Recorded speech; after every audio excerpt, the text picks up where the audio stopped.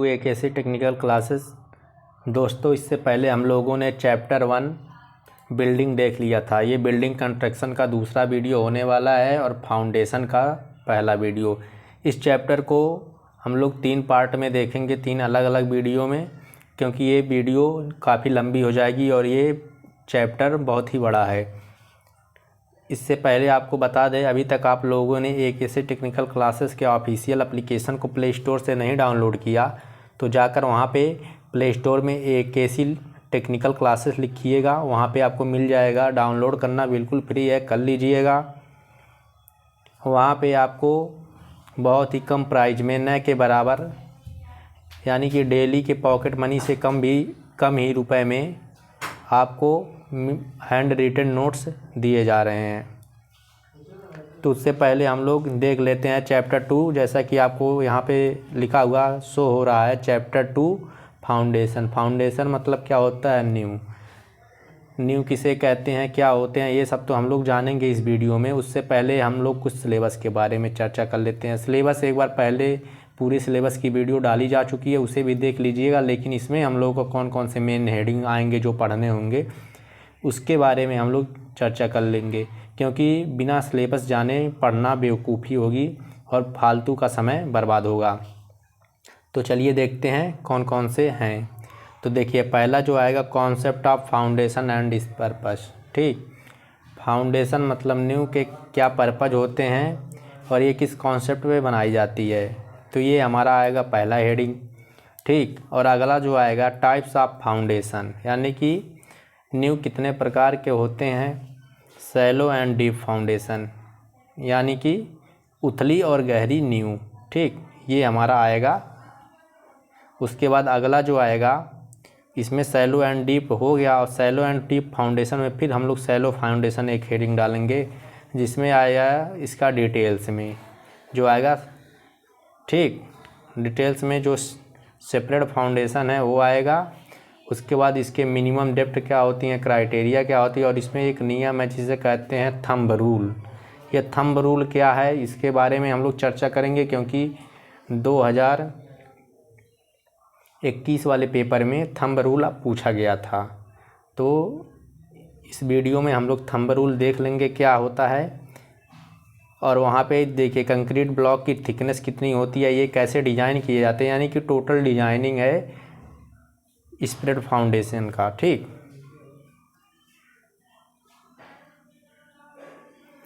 उसके बाद फिर जो अगला आएगा हमारा इसी चैप्टर में आगे जो पढ़ेगा हम लोग, वो आएगा डीप फाउंडेशन।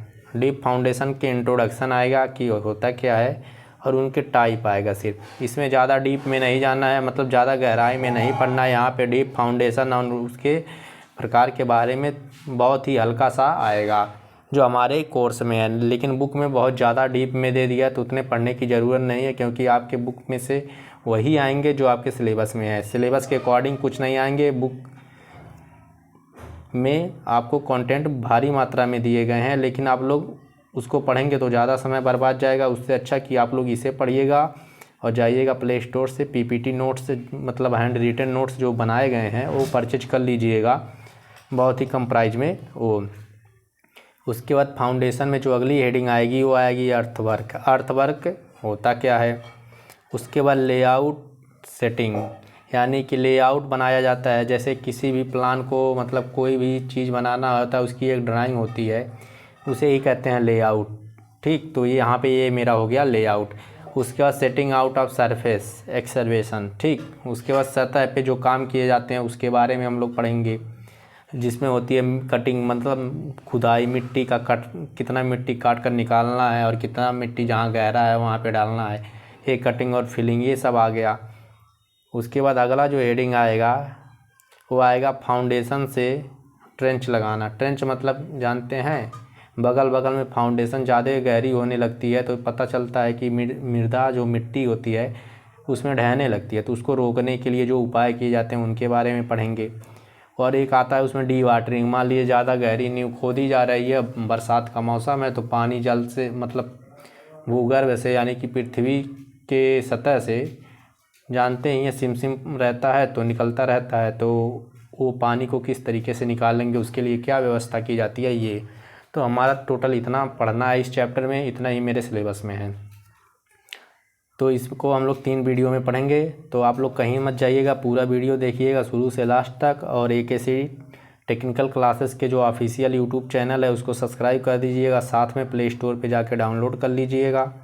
वहाँ पे आपको PPT नोट्स हैंड रिटन मिल जाएंगे, ठीक। और वो आपके नोट्स उतने ही बनाए गए हैं जितना आपके एग्ज़ाम में पूछा जाएगा, और आपके सिलेबस के अकॉर्डिंग ही डिज़ाइन किए गए हैं। तो देखिए, पहले हम लोग पढ़ेंगे इसमें क्या हुआ। जैसा चैप्टर का नाम है फाउंडेशन। फाउंडेशन मतलब न्यू। देखिए, न्यू बहुत ही ज़रूरी होती है, चाहे वो किसी भी चीज़ के लिए, चाहे बच्चे के लिए हो। अब बच्चे का न्यू मतलब बचपन में जब वो बच्चा पढ़ता है तो बोलते हैं इसकी न्यू कमज़ोर है पढ़ाई में, मतलब वो पहले कमज़ोर था, बाद में मतलब होता है। इसीलिए जब बच्चा पहले ही मतलब बहुत ही तेज़ पढ़ने में होता है तो उसको बोलते हैं न्यू इसकी बहुत मजबूत है, तो आगे भी जाकर वो ज़्यादा विकास कर लेता है, उसे दिक्कत नहीं होती। उसी तरीके से ही इसमें फाउंडेशन होता है। फाउंडेशन क्या होता है, फाउंडेशन को हम लोग बहुत ही मजबूत बनाते हैं, इससे आगे जाकर भविष्य में इसके ऊपर संरचना मतलब बनाई जाए न्यू के ऊपर, तो ज़्यादा दिक्कत ना आए। तो आपको साधारण शब्दों में समझा दिया गया है कि फाउंडेशन यानी कि न्यू होती क्या है। अब इसकी क्या करते हैं देख लेते हैं। इसे किसे कहते हैं, कॉपी के लैंग्वेज में या किताब के लैंग्वेज में या जो उपलब्ध है उसमें, ठीक। देखिए, संरचना के सबसे नीचे का भाग होता है न्यू। ये क्या होता है, संरचना जो बनाई जाती है। संरचना मतलब घर या कोई भी डैम, बांध, पुल, कुछ भी बनता है, सब में बिना फाउंडेशन के संभव नहीं होता। तो ये सबसे नीचे का भाग होता है।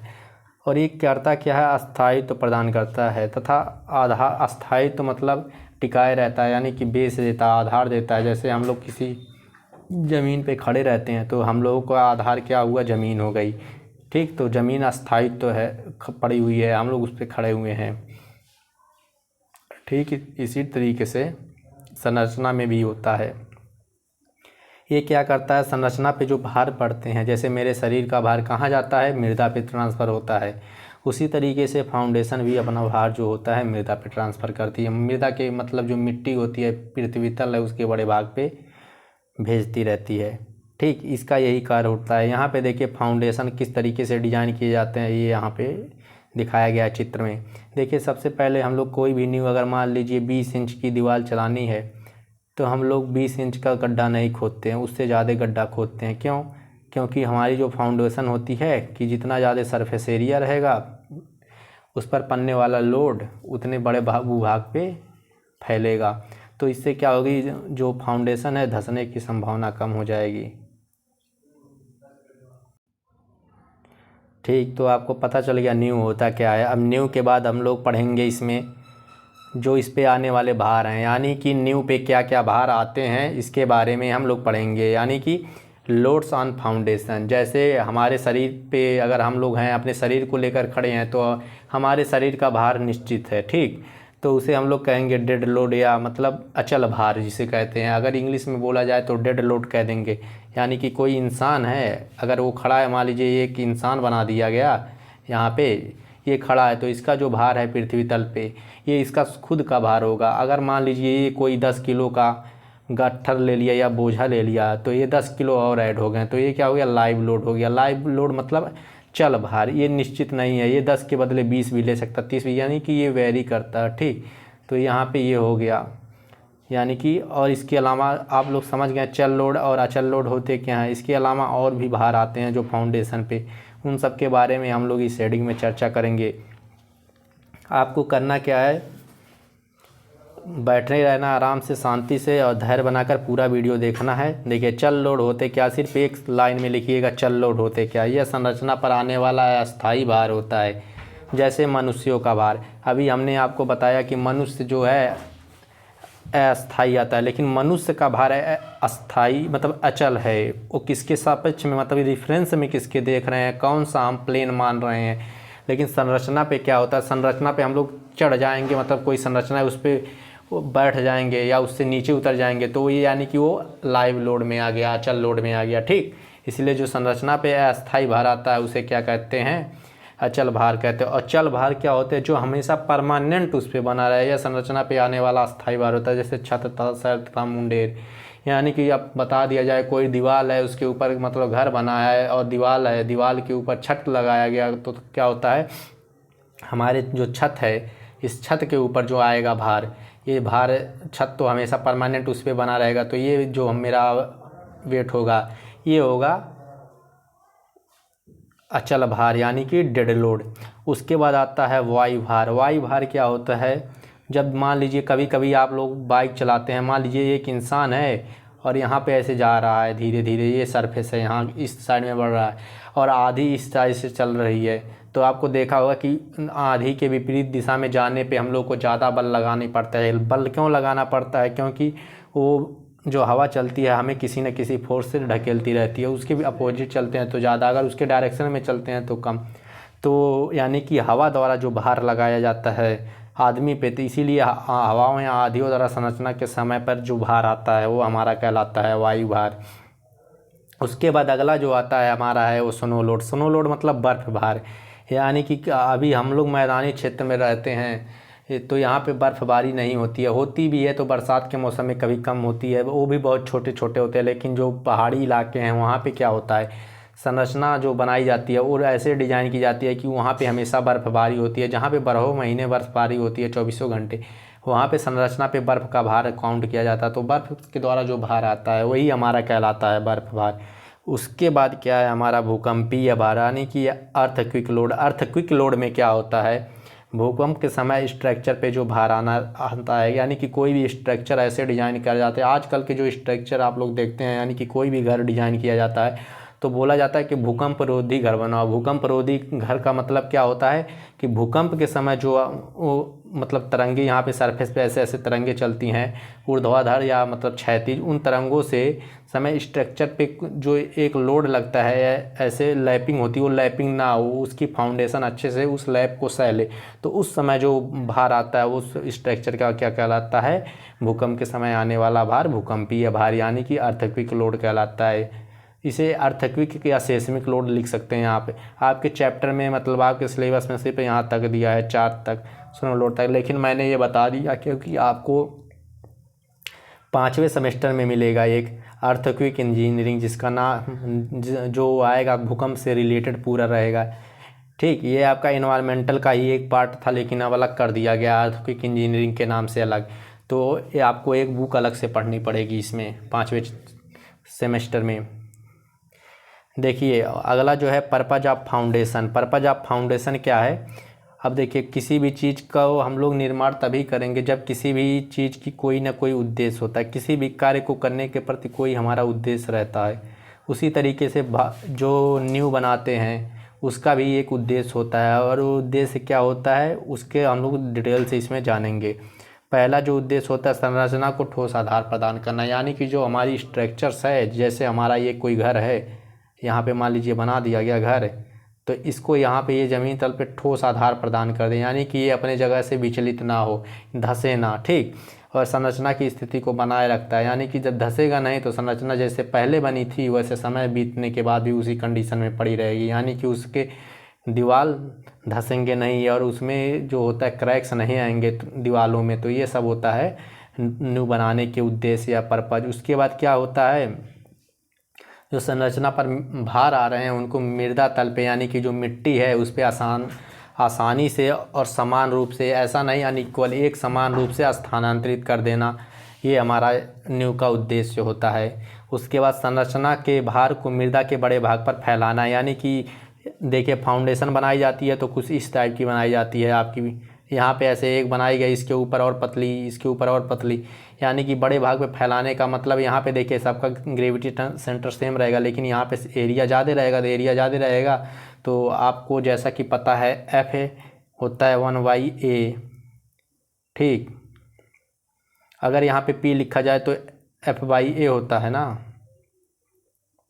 तो ये जितना ही मतलब संरचना पे लोड आएगा उतना ही बड़े भाग पे फैलाएगा, जैसे P बराबर F/a। और देखिए अब यहाँ पे P कांस्टेंट मान लिया जाए, PA बराबर F, यानी कि F equal to directly proportional to A, यानी कि जितने ज़्यादा वेट आएगा संरचना का अगर क्षेत्रफल उतना ज़्यादा कर दिया जाएगा। यानी कि संरचना का क्षेत्रफल, जैसे अगर यहाँ पे देखा जाए इस इक्वेशन से F अनुपात ए से, तो ए जितना ज़्यादा होगा उतना ज़्यादा वेट को ये सहन कर सकता है, लोड को आने वाले। तो इसीलिए क्या होता है, इसके भाग को बड़े क्षेत्रफल पर स्थानांतरित करने के लिए ऐसा बनाया जाता है।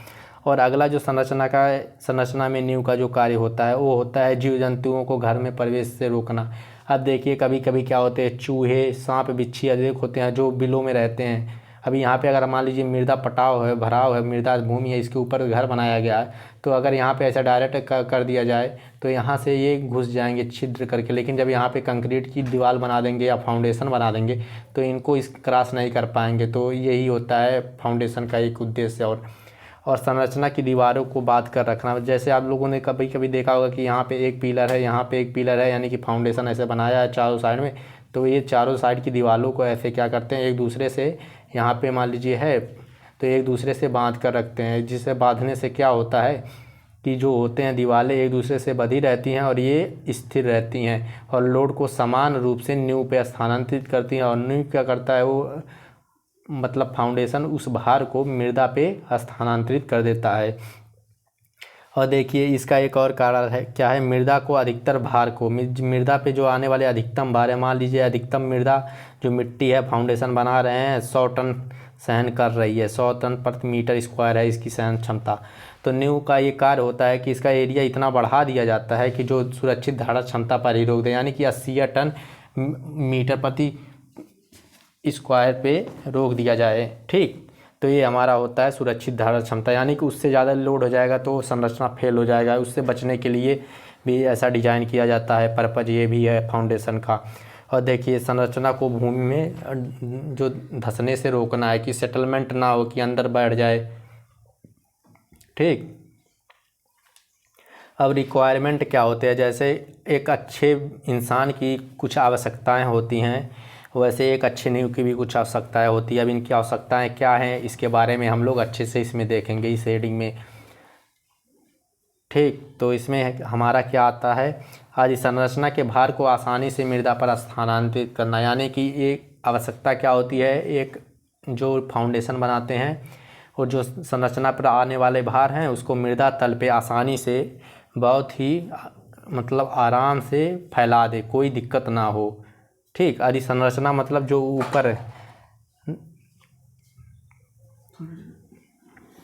ऊपर के स्ट्रक्चर बनाए जाते हैं। जैसे अभी देखिए अधिसंरचना जो होते हैं ऊपर जो दिखाई देते हैं, मतलब जो दिखाई देते हैं नग्न आंखों से, मतलब जो हमारी होती है प्लिंथ लेवल जिसे कहते हैं, उसके ऊपर की जो भाग होते हैं संरचना के किसी भी घर के, वो हमारे अधिसंरचना कहलाती है। ठीक, तो आप लोग याद रखिएगा अधिसंरचना क्या होती है, कभी कभी पूछ लेते हैं। सब स्ट्रक्चर सुपर स्ट्रक्चर इन मतलब दो होते हैं, अधिसंरचना अंतः संरचना। ठीक, और दूसरा आता है नींव के निर्माण में खर्च कम आए। एक अच्छे नींव की ये भी विशेषता होती है कि उसका निर्माण किया जाए और बहुत ही कम लागत लगे, ज़्यादा पैसा ना हम लोगों को लगाना पड़े और एक अच्छा नींव बन जाए। और देखिए एक नींव की ये भी आवश्यकता होनी चाहिए, ये भी ज़रूरत होती है कि अगर कोई अतिरिक्त भार आ रहा है तो आसानी से सहन कर सकते हैं। मान लीजिए किसी घर पे बनाए, अगर 100 टन सहन कर रहा है घर, अगर उस पर 200 टन आ गया तो टूट जाएगा। तो इसीलिए नींव को इतना मजबूत बना दिया जाता है, इतना मजबूत बना दिया जाए कि 200 भविष्य में अगर 100 से 150 टन भी मतलब 50 टन और एक्स्ट्रा उस पर आए तो भी आसानी से सहन कर सके, वो टूटे ना। ठीक, संरचना हमारी विखंडित ना हो। उसके बाद ये क्या होता है, नींव जो होती है ऐसी होनी चाहिए जो वायुमंडलीय प्रभाव को सह सके, यानी कि जैसे अभी धूप हुआ, आंधी हुई और फिर ये वर्षा हुआ, तो इनमें जो सेटलमेंट होता है, मान लीजिए वर्षा के समय मृदा बैठती है तो उसको भी आसानी से सह सके, कोई दिक्कत ना हो उसमें। ऐसी हमारी संरचना होनी चाहिए। मतलब संरचना की जो नींव होती है, नींव की ऐसी संरचना होनी चाहिए। और नींव की आयु जो होती है आदि संरचना से ज़्यादा होनी चाहिए। मतलब जो नींव हो, जैसे मान लीजिए अभी किसी भी पेड़ को देखे होंगे तो पेड़ के ऊपरी वाले भाग टूट जाते हैं, तो ऊपरी वाले भाग को मान लीजिए जो है आदि संरचना, और नीचे वाले जो जड़ हैं उसको अंतर संरचना मान लीजिए, नींव मान लीजिए। तो देखिए क्या होता है, आदियों के समय कभी कभी ऊपर से पेड़ टूट जाते हैं और अंदर जड़ पड़े रहते हैं। तो इसे इसी तरह का होना चाहिए कि मतलब ज़्यादा आयु होनी चाहिए, एज ज़्यादा होना चाहिए। अब देखिए नींव में निर्माण प्रयुक्त सामग्री पर कोई असर नहीं पड़ना चाहिए। अभी ऐसे सामग्री भी नहीं यूज करना चाहिए कि जैसे आपको पता है जो हमारी सॉइल है यानी कि मृदा है उसमें वो क्षारीय हो सकती है और फिर वो अम्लीय भी हो सकती है, उसमें कौन किस प्रकार के लवण है इस पे डिपेंड करती है। इसीलिए ऐसा होना चाहिए कि जो सामग्री मटेरियल जैसे सीमेंट यूज किया है उससे क्रिया कर ले और मृदा के जो वहाँ की मृदा की प्रॉपर्टी गुण है उसको इफेक्ट कर दे, तो ये भी गड़बड़ है यानी कि बहुत गंदी बात है। तो ये भी नहीं होनी चाहिए, इसमें इन सब का विशेष ध्यान रखा जाता है। अब देखिए नींव धंसने के कारण क्या है, किस कारण से हमारी नींव जो होती है धंस जाती है। देखिए नींव धंसने के कई कारण होते हैं जिसमें से आपको कुछ ही कारण लिखना है, ये नहीं लिखना है कि पूछा गया 7 कारण मतलब 5 नंबर में है तो पता चले 50 कारण लिख कर चले हैं 50 लाइन में। 50 लाइन में नहीं लिखना है, आपको पॉइंट टू पॉइंट लिखना है जितना यहाँ पे पढ़ाया गया है। तो देखिए नींव धंसने के कारण, नींव धंसने के क्या क्या कारण होते हैं इसको देखिए मृदा पर सुरक्षित धारण क्षमता से अधिक भार आना। जैसे मृदा अभी मान लीजिए मृदा है कोई मिट्टी वो 10 टन सहन कर रही है, उस पर अब मान लीजिए 50 टन एक बैग भार दे दिए तब भी धंस जाएगी नींव। उसके बाद अगला जो आता है नींव के नीचे की भूमि का असमान धंसना। मान लीजिए नींव कोई अगर ऐसे बना दी गई है, इसके नीचे की मृदा कहीं यहाँ पे गड्ढा हो गया, कम यहाँ पे ज़्यादा धंस गया, यहाँ पे उभर गया, तो क्या होती है ये संरचना ऊपर नीचे हो जाती है और दीवारों में क्रैक्स आ जाते हैं। ठीक, तो ये भी एक कारण हो गए हैं। उसके बाद क्या होती है नींव के नीचे की मृदा का सोखना यानी कि जल सोखना। जब जल सोख लेगी मृदा तो क्या होगी, देखिए जब मिट्टी जल सोख लेगी तो जल सोखने के फलस्वरूप जैसे उसमें होता है वाटर आ जाएगा तो उसमें जब मिट्टी गीली हो जाएगी, गीली होने के कारण वो मिट्टी का एक होता है प्लास्टिक स्टेज में आएगी यानी कि प्रत्यास्थ अवस्था में आ जाएगी, प्रत्यास्थ अवस्था में आ जाएगी। ठीक, तो उसके बाद फिर कुछ देर बाद लिक्विड स्टेट में आएगी यानी कि होगा क्या वो दब जाएगी। सिंपल सी लैंग्वेज में मृदा वहाँ के नीचे की बैठ जाएगी, उसके बाद नींव धंस जाएगा क्योंकि वहाँ के नीचे कोई सपोर्ट नहीं रहेगा। और देखिए यहाँ पे 4 नंबर यहाँ पे है दीवारों को पार्श्व की तरह झुकना यानी कि कोई दीवारें अगर मान लीजिए ऐसे नींव है अगर ऐसे ऊर्ध्वाधर है तब तक तो ठीक है, मान लीजिए कहीं दीवारें ऐसे आ गए तो यहाँ पे तो एक तरफ लोड ज़्यादा पड़ गया, नींव के ईस्ट साइड में नींव के लोड कम पड़ गया तब भी नींव क्या होती है धंस जाती है या ठीक, और क्रैक्स आ जाते हैं नींव में। और चिनाई का बैठना, चिनाई का बैठना मतलब जो मसाले यूज करते हैं, मान लीजिए कोई ऐसे नींव बनाई गई है अब इसमें मसाले यूज कर रहे हैं और मसाले क्या हो रहे हैं, मसाले समय के साथ साथ बैठ जा रहे हैं, मसालों में सेटलमेंट हो रहा है तो तब भी नींव बैठ जाएगी। उसके बाद कुशल कारीगर की कमी है, और कारीगर जो होता है अगर उत्तम प्रकार के कारीगर नहीं है, सही मिस्त्री नहीं है तो आपका घर ऐसे बना देगा कि मान लीजिए यहाँ पे जो कोई ऐसे ब्रिक्स है यहाँ पे, अभी ब्रिक्स यहाँ पे मान लीजिए कोई ऐसे है इस टाइप का, अभी ब्रिक्स में यहाँ पे देखे होंगे कि यहाँ पे ब्रिक्स में एक गड्ढा बनाता है, इस गड्ढे को ब्रिक्स में क्या कहते हैं फ्रॉक्स कहते हैं, याद रखिएगा ब्रिक्स के गड्ढे का नाम फ्रॉक्स है। इसमें मान लीजिए मसाला नहीं भरा, भूल गया, तो यही सब मतलब जो कारीगर होते हैं दिक्कत हो जाएगी यहाँ पे, तो ऑटोमेटिक बैठ जाएगा। इसीलिए भरा जाता है क्योंकि मसाले को अच्छी तरीके से भर दिया जाए और बाइंडिंग हो जाए। ठीक, तो कुशल कारीगर की यहाँ पे कमी हो जाएगी। अगर कुशल कारीगर रहेगा तो इसको भर देगा अच्छी प्रकार से, उसको पता है, क्योंकि अगर ऐसा नहीं करेंगे तो बैठ जाएगा। तो ये एक मेन रीज़न हो गया। और जो अगला है घटिया सामग्री का प्रयोग, अगर मान लीजिए कोई मटेरियल यूज नहीं कर रहे हैं, मान लीजिए सीमेंट यूज कर रहे हैं, सीमेंट 6 महीने पुरानी सीमेंट है तो आपको स्ट्रेंथ ज़्यादा नहीं देगी, तो इससे भी इफ़ेक्ट पड़ जाएगा। मान लीजिए नीचे का कंक्रीट ब्लॉक बनाए, स्ट्रेंथ नहीं मिला, उसके बाद धंस गई, तो ये भी एक रीज़न है।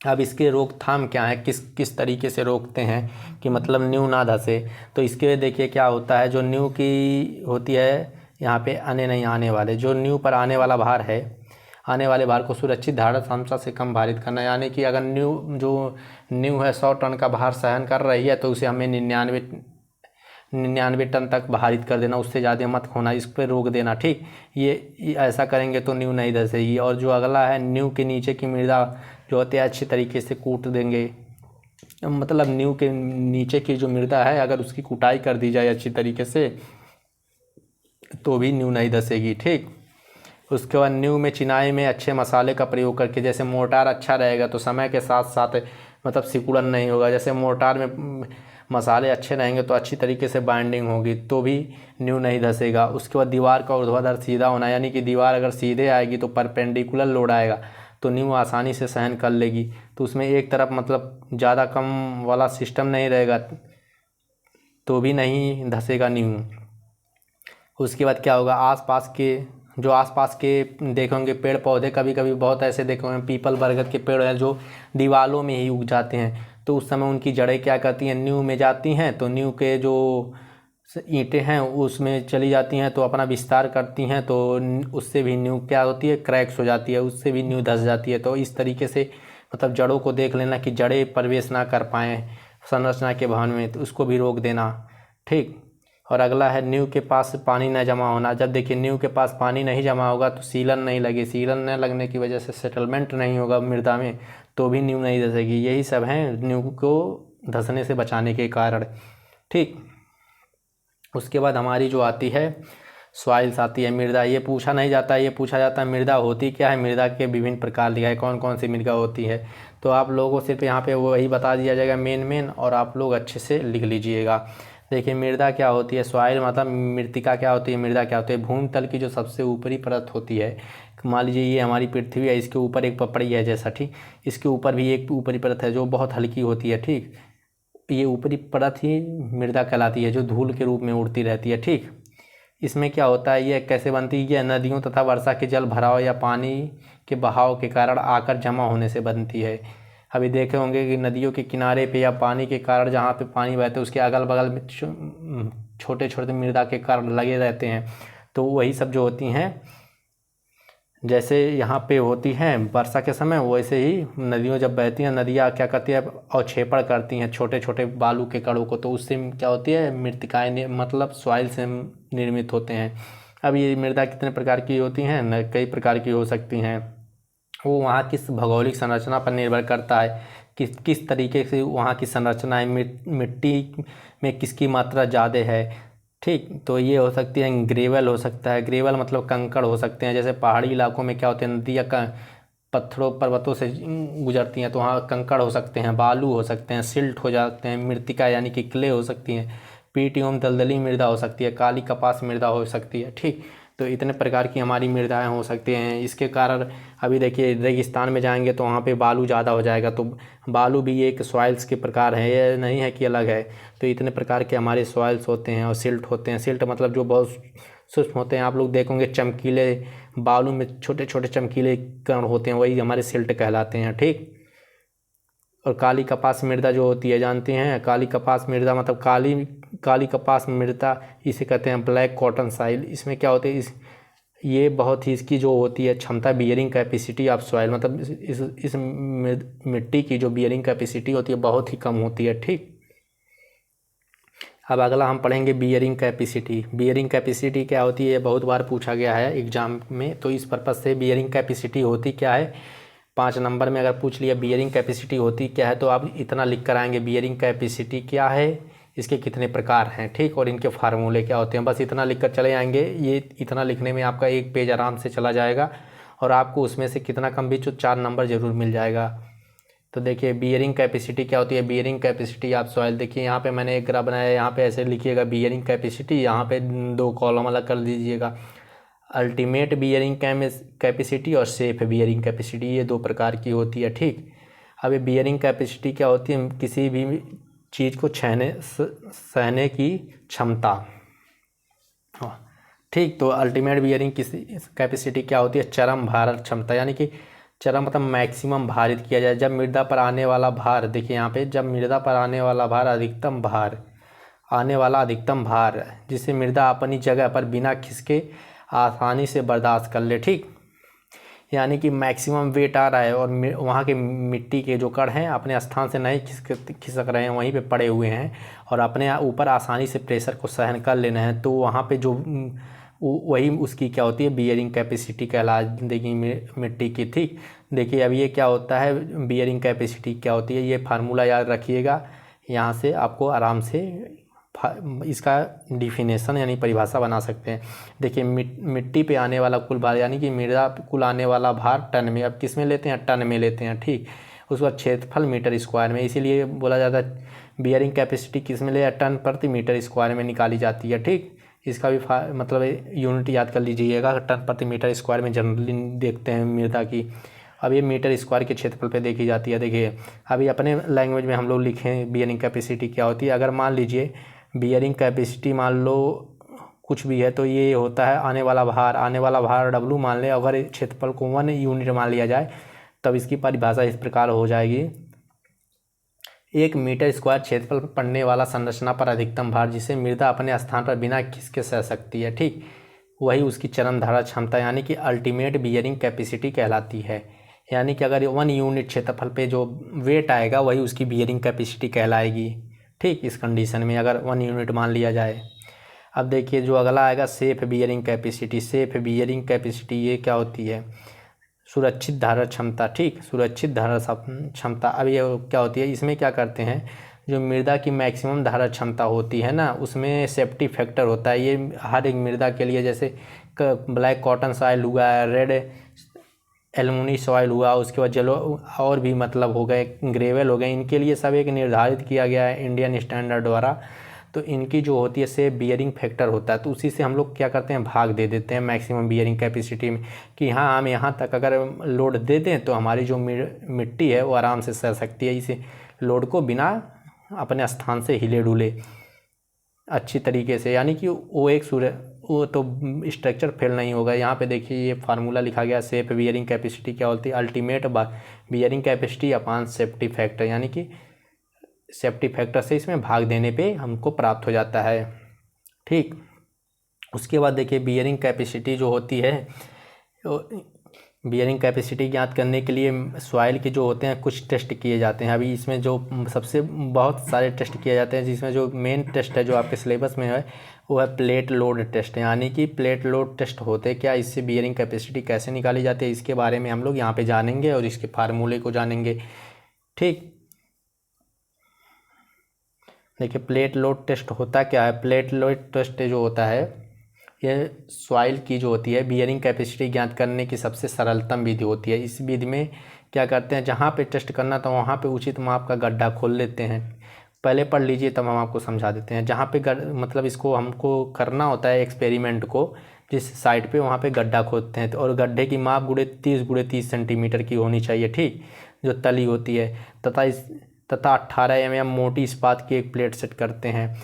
इसके ठीक ऊपर 1.25 से 2.5 मीटर की एक बल्ली से इस्पात की प्लेट, 15 mm मोटी इस्पात की प्लेट तथा 30x30 सेंटीमीटर के आकार का सेट करते हैं। एक और प्लेट सेट करते हैं 30x30 सेंटीमीटर के आकार का। ठीक, इतने ही आकार का जितने आकार का गड्ढा रहता है, लेकिन इसमें क्या होती है, इस्पात प्लेट की मोटाई 15 mm होती है। ठीक, अभी इसका मैं दिखा देता हूँ कि किस तरीके से आपको ये यंत्र बनाते हैं, किस तरीके से करते हैं। ठीक, उसके बाद क्या करते हैं, उस जो सेट करते हैं बल्ली, इसके ऊपर एक लोडिंग प्लेटफॉर्म बना देते हैं, जहाँ पे हम लोग वेट मैक्सिमम वेट रख सकें। कि मैक्सिमम वेट रखने का मेरा पर्पज क्या है, जिससे बियरिंग कैपेसिटी हमारी सॉइल की ज्ञात हो सके। ठीक, उसके और ये क्या होता है, कॉलरदार होता है, मतलब कॉलर बने रहते हैं, ये जुड़े होते हैं और स्लाइडिंग होता है, ऊपर से नीचे जैसे होते हैं वो आप लोगों ने देखा साकर, उसी तरह टाइप में ये होते हैं। ठीक, अब इस पे लीडिंग नहीं, यहाँ पे लोडिंग प्लेटफॉर्म पर जो हम लोग प्लेटफॉर्म बनाते हैं, जैसे अभी कोई चीज़ बना रहे हैं उस पर, तो उसको लोडिंग प्लेटफॉर्म कहते हैं। लोडिंग प्लेटफॉर्म पे वेट डालते हैं तो उससे ज्ञात कर लेते हैं। देखिए हमारा ये इंस्ट्रूमेंट यूज किया जाता है। देखिए यहाँ पे जो हमारा है, अगर ऊपर से देखते हैं तो ऊपर से देखने पे हमारा कुछ इस टाइप का दिखाई देता है। ठीक, यहाँ पे देखिए ये प्लेटफॉर्म है, ये प्लेटफॉर्म, अब इस पर क्या होता है, ये ब्लैंक है, खाली स्थान है, ये देखिए स्लाइडिंग कॉलर है। ठीक, अब यहाँ पे देखिए ये सेक्शन देखिए, यहाँ पे ये गड्ढा खोद लिया गया, उसके बाद गड्ढे पे देखिए इस टाइप में लगा दिया। ये देखिए बल्ली है सरकने वाला, ये कॉलर लगाया गया है। उसके बाद फिर ये देखिए लेवल लगाया गया है कि कितना मतलब नीचे ऊपर जा रहा है। ठीक, तो इस तरीके से करते हैं। अब इसमें जो होती है हमारी जो सब कुछ आती है, मतलब कितने लोड लगाएं और लोड कितना लगा रहे हैं, ये हम लोग तो काउंट कर लेते हैं कि कितना लोड उसके ऊपर डाल रहे हैं। और हमारी क्या होती है, जो एरिया है वो हमको पहले से ही पता है, क्यों कितनी है, 30x30 mm, यानी कि 900 मीटर स्क्वायर। ठीक, तो उससे भाग लेकर अल्टीमेट मतलब अधिकतम बियरिंग कैपेसिटी ज्ञात कर लेते हैं। उसके बाद IS कोड निकालते हैं, IS कोड के अनुसार तो उसके सेफ्टी लोड से जो सेफ फैक्टर होता है उससे भाग करके मतलब डिवाइड कर देंगे तो हमारी जो सेफ आएगी बियरिंग कैपेसिटी वो मेरी प्राप्त हो जाती है मृदा की। मतलब मैक्सिमम इतने तक अगर हम लोग करें तो हमारा स्ट्रक्चर फ्लॉप नहीं होगा, यानी कि फेल नहीं होगा, और हमारी जो संरचना होगी आसानी से स्टेबल रहेगी।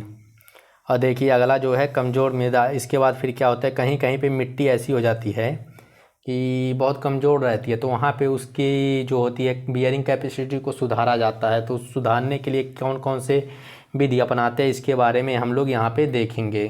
ठीक, तो पहला क्या करते हैं, कुटाई करके। अभी कुटाई करने से क्या फ़ायदा होता है, देखिए मिट्टी कमज़ोर कब होगी, जब मृदा के कण दूर दूर रहते हैं, उनके बीच में गैप रहेगा ज़्यादा, तो हम कुटाई कर देंगे तो मृदा के कण पास आ जाएंगे, तो वो एक सॉलिड फॉर्म में आएगी। जैसे आपको पता है कि सॉलिड के कण पास पास होते हैं, तो उसमें क्या होती है बियरिंग कैपेसिटी यानी कि सहन क्षमता मृदा की बढ़ जाती है। उसके बाद अधिक गहरी नींव बनाकर, अधिक गहरी नींव बनाते हैं, इसका मतलब क्या होता है, मान लीजिए अगर ऊपर की कोई मृदा है 10 मीटर तक हल्की मिट्टी है जिस पे नहीं स्ट्रक्चर लोड ले पा रहा है, मतलब धंसता चला जा रहा है, उसके बीच हम क्या करते हैं, एक गहरा खुदाई करते हैं, उसके नीचे फिर वहाँ पे फाउंडेशन बनाते हैं, या तो फिर किसी को इस फाउंडेशन को किसी जो चट्टान होती है चट्टान पे ले जाकर टिका देते हैं। तो गहरी नींव खोद डालते हैं, उसके बाद वहाँ स्ट्रक्चर का निर्माण कर लेते हैं।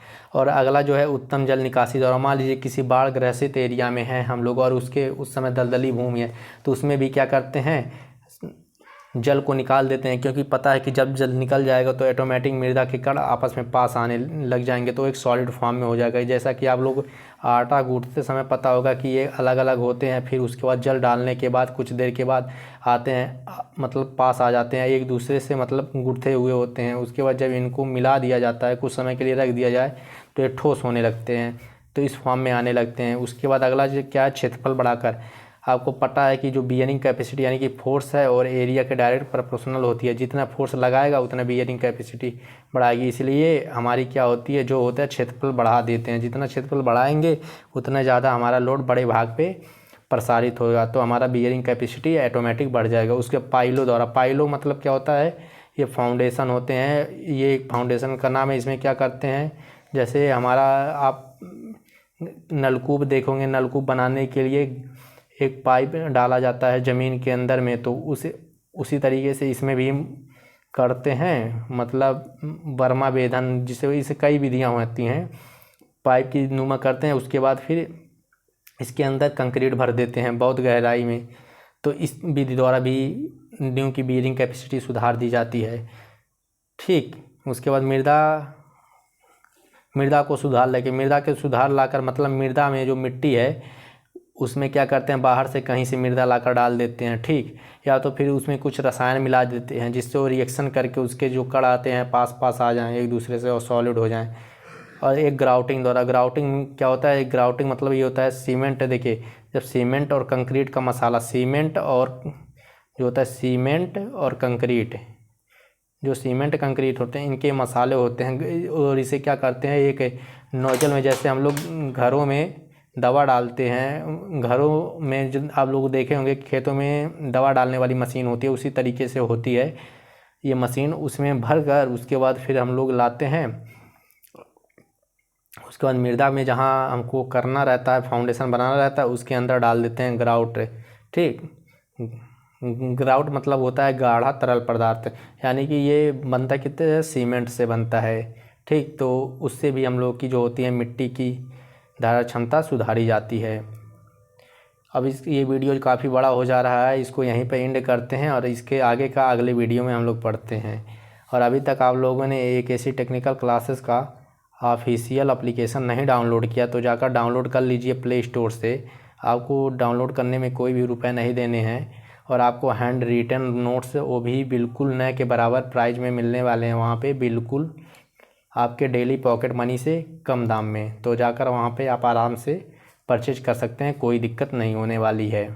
मिलते हैं अगले लेक्चर में।